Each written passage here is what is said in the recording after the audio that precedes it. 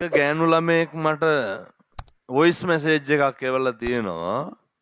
හමුදුරනේ පුළුවන් වෙලාවක මේක අහන්න කියලා. ඒක මම ඇහුවා.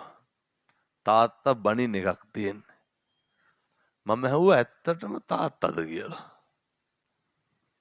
මේ තමන්ගේ ලෙයින් මසින් ජාතක කරපු දරුවට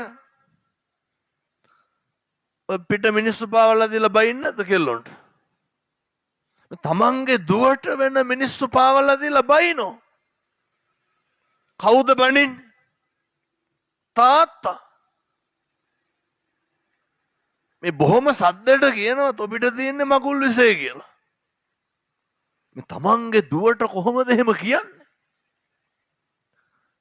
එහෙම තමන්ගේ දුව කොහොමද එහෙම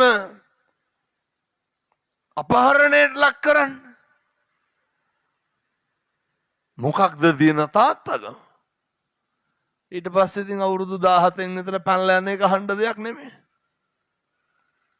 තිත්ත වෙලා තියෙන දරුවන්ට ගෙවල් දොරවල්.